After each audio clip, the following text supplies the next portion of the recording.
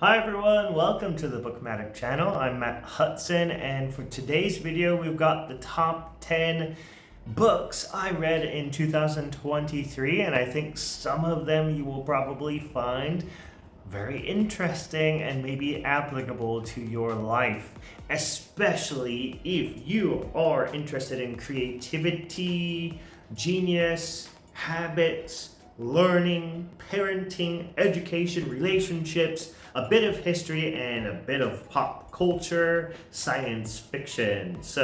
But before we get into this video, I just want to recap from last week about setting your intentions for reading habits and goals. Why are reading goals less important than setting your habits and intentions? So if you hadn't watched that video yet, I'll link it up here. Give it a watch because you will get a lot of insights about making your reading more intentional rather than focusing on the numbers. So without further ado, let's get straight into it with the first book. This is The Hidden Habits of Genius by Craig Wright. It was published in 2020, and one of the biggest reasons why I felt like this book deserves to be on this 2023 best books list is because it delves into many of the habits of several people that we either know or don't know, and it seems like it's a very well-researched book, and it comes from across several different fields. So all the people that were studied in this book, you could find in music, in mathematics, in engineering, in arts, and several of the people are either from a long time ago or modern day people. So I felt like that was an amazing aspect that we could really learn from. And we also learned that genius comes from hard work. Genius comes from a deep, innate curiosity that drives you. It's an overpowering urge to create and to continuously delve deeper into the topic and the field that you love. Okay. Also, we learn a great definition of genius, not just being a really, really smart person, but creating something that impacts the world in either a positive or a negative way. We always see genius in a good light, but sometimes it can also be bad too. So the study was very well done and also very practical. So what we can learn from this is what are the habits that we can apply in our life to become more like a genius or to even become a genius, right?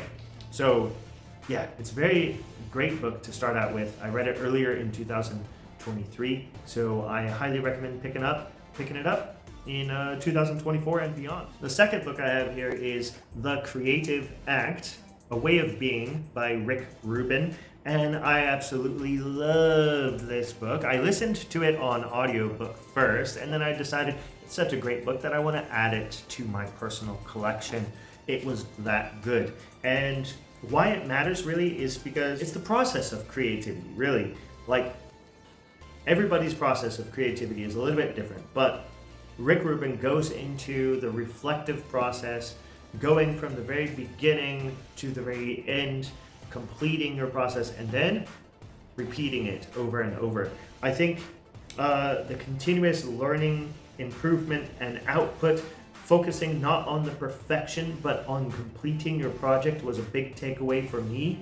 And I feel like the tips from this book help with creative strategies, and it also relieves the pressure. Like, you don't feel like you have to ever be the best. You just have to continuously produce and do what you love. Make the art for yourself, and the people that are very similar to you will love your art. Don't make it for the other people, because then whatever you create, it ends up not being genuine if you just create it for the other people. Of course, in the process of creating it for yourself, you're also creating it for other people, but you come first. That's one of the biggest messages that I got from the book, and I feel that deep down, my philosophy, I agree with it, because if I'm creating something that I really love, I know there's going to be other people out there that loves it too. Creating, like whenever I create these videos, I create them first for myself, which in turn, of course, helps you, the viewer, to learn from what I've learned. It's my own reflective process of creating for you. Yet first, it's for me. So if you do that same in your creative process, I think you will learn a lot about what it means to be a true creator and innovator. And the next one I've got here is Why Don't Students Like School by Daniel T. Willingham, published in 2009. And the overview about this book is basically it's a learning and teaching from a neuroscientist's point of view. It goes through a lot of strategies that a teacher can apply in their classroom to make learning more interesting for students.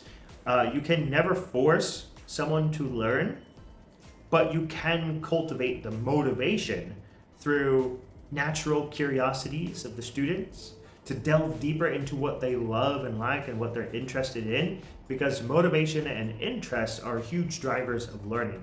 If you lack those, then you lack the ability to retain what you learn. I think this book would be really good for teachers out there. It's good for adding to your tool belt of knowledge about how to become a better teacher, as the school system that we live in right now is not the best thing. And there's many ways that we can try to improve it. And one of the biggest ways to try and improve the school system is to try to improve the teachers who teach in the school system. If the school system is not going to change, then at least we can have great teachers who know how to teach well and how to drive the interest of the students. And the next one I've got here is Outsmart Your Brain, Why Learning is Hard and How You Can Make It Easy, by the same author, Daniel T. Willingham, Ph.D., published in 2023, so it's one of his new books. I think one of the biggest reasons why I add this book to this top 10 list of 2023 is because it talks a lot about note-taking and organization and experiential learning and making the learning purposeful, intentional. Even if you have to sit through a required class in a high school or university, how can you make what you're learning in that class purposeful to your life? Not just to pass a test, but to make that knowledge applicable. So that's a great reason why this book is on this top list. Wanting to learn has no direct impact on actually learning. This is one of the quotes from the book. So if you want to learn something, that doesn't mean that you're going to learn it. I thought that was a really good takeaway from the book. So it matters what you do, not what you want. It matters what you do, not what you want. This book gives students and teachers power over their own learning and teaching. I think it gives great perspectives from both a student point of view and a teacher point of view.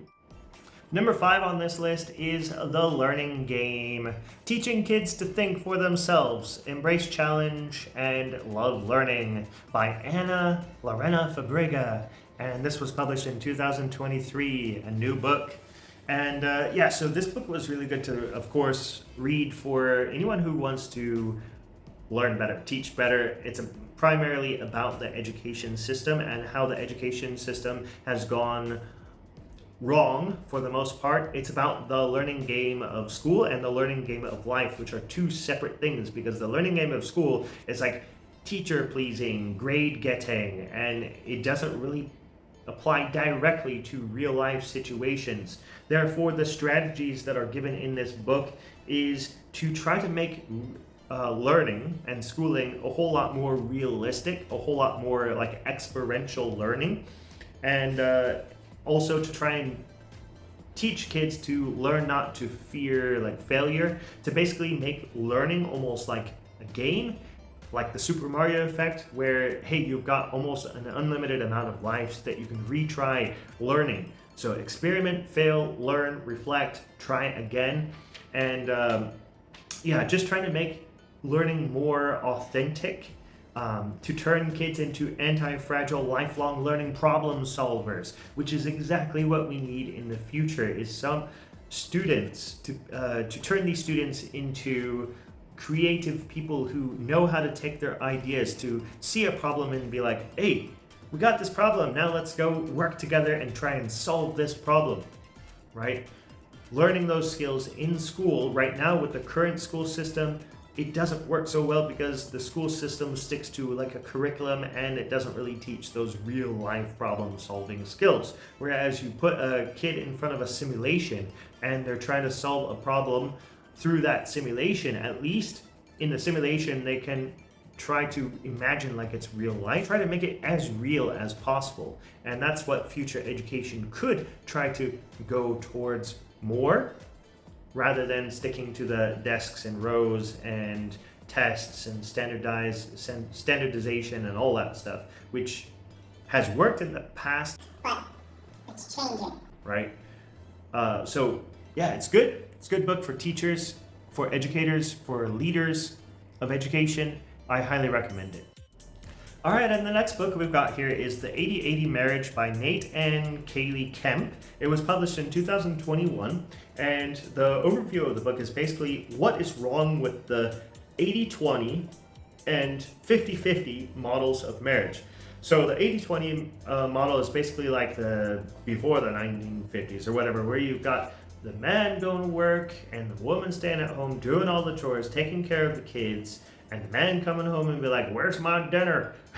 And like, basically it's not balanced so well, that 80-20, and it just doesn't seem right? And then you've got the 50-50 marriage, which is basically where you all try to like share the responsibilities and you divide it out, and that could cause problems because then you're like, oh, but you didn't do your fair share of work.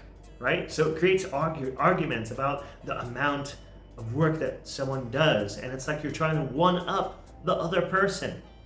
But the 80-80 model creates radical generosity, which is the thread that goes through this book. Radical generosity. If you're putting in 80% effort and the other person is putting in 80% effort into the chores, into the responsibilities, into like helping each other, not just with the work, but showing each other love and care and attention and all that stuff. If both of you are being radically generous, then that creates a really good balance. And then what about the other 20%, right? So if it's at 80-80, of course it doesn't work out to 100, but where's that other 20%? Well, you still need time for recuperation. You still need time for yourself, for your hobbies, and for your friends. So that's the other 20%.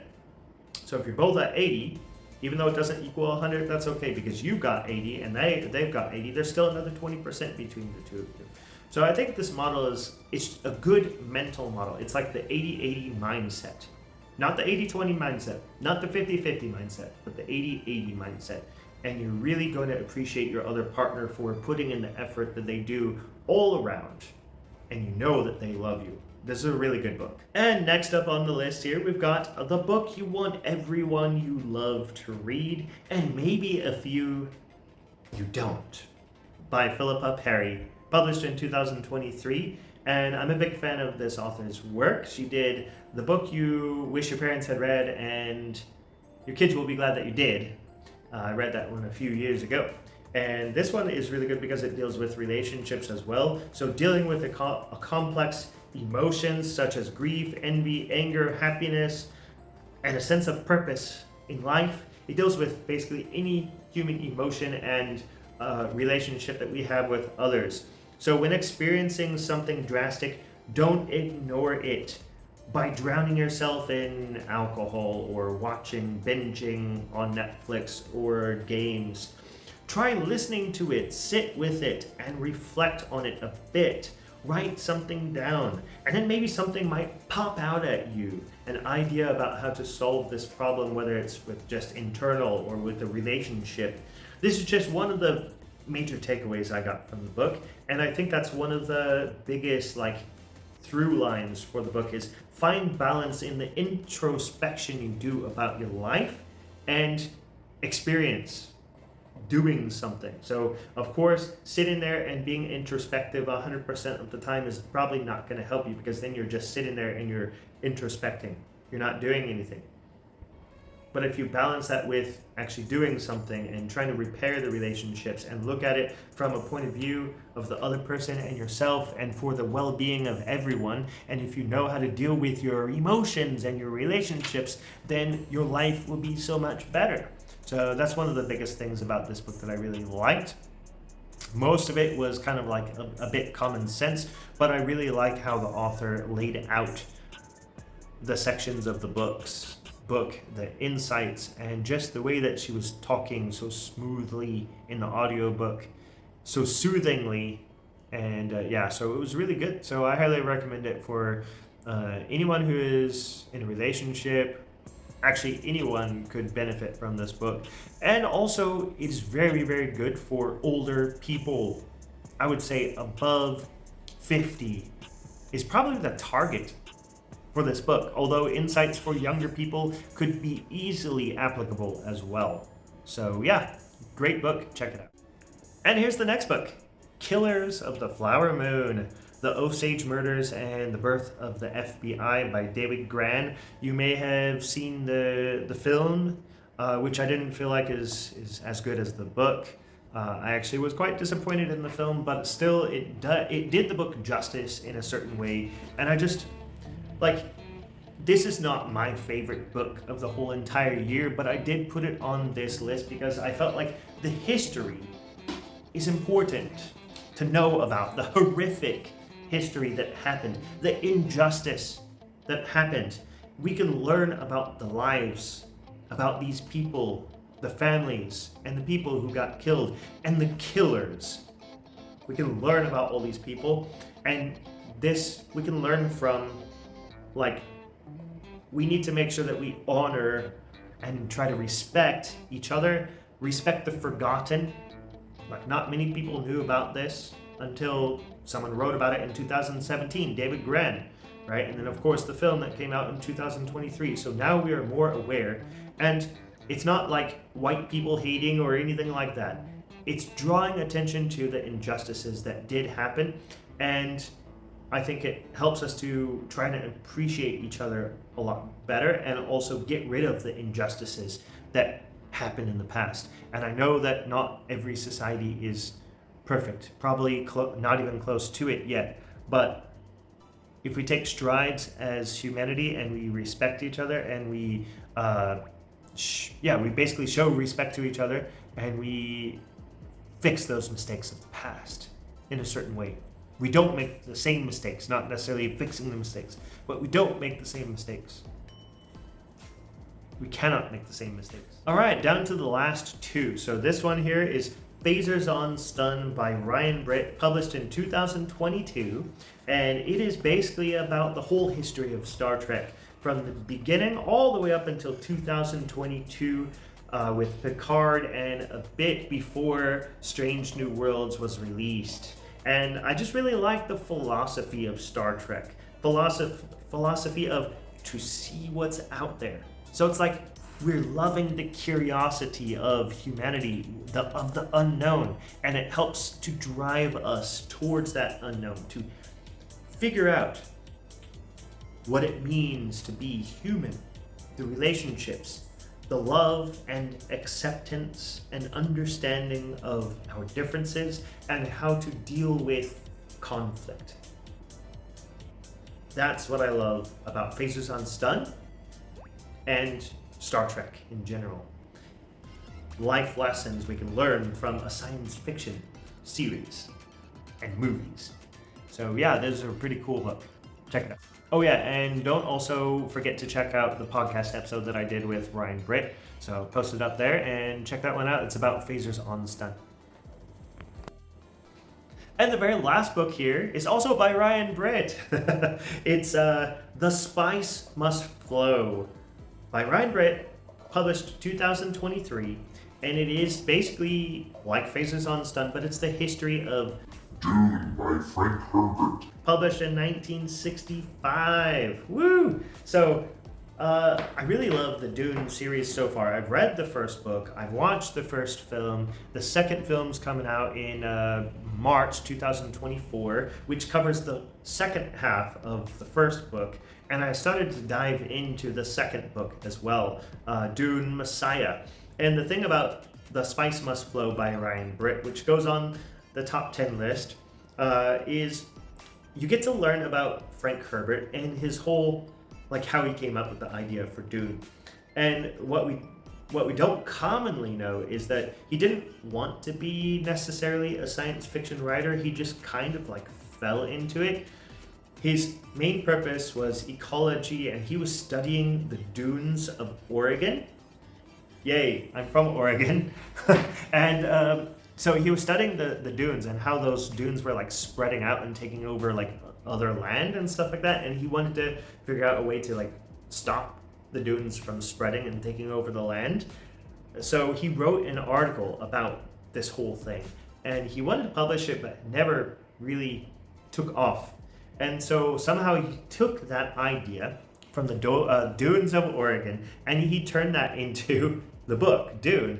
And yeah, so Dune is really heavily ecologically, politically, religious, and reign of power, philosophical type of sci-fi. It delves deeply into all of those problems that we are actually experiencing now, especially with climate change. And that's been a focus since like the 90s, or even before. And so I really like that concept in Dune. And of course it is a sci-fi, so it is entertaining, but we can learn a lot of lessons about power as well. And since it was published in 1965, it also had very like strong women roles in the book as well, like the Bene Gesserit, and you've got the mother, and you've got the girlfriend of Paul Atreides as well. So the book is just as much about Paul Atreides as the Bene Gesserit and his mom and Chani, right? And his sister as well. So it's really philosophical, it's really deep, and like originally when I was creating this list, I was like, oh, I'm just gonna put Dune on it, but then I was like, this is a nonfiction list, so okay, I'll put The Spice Must Flow, and I'll talk about how much I loved Dune in correlation, of course, with the history. And I learned a lot about the Dune saga through The Spice Must Flow. So very good book to check out. And I hope that all of these books are something that maybe at least one of them you're interested in. So I can't believe it. That wraps up the 2023 best books I read this year. That wraps it up. I hope that you did find something that was interesting to you and that you pick it up. I'd be interested to find out what your favorite books were, maybe 1 or 2 or even 5 or 10. If you want to list those in the comments, I would be grateful. The community would be grateful as well, because then they could look down there and see what other people recommend as well, so we can create a good conversation and discussion in the comments. So make sure that you like, comment, and subscribe. Share this video with other people, and I'll see you in the next one. Take care.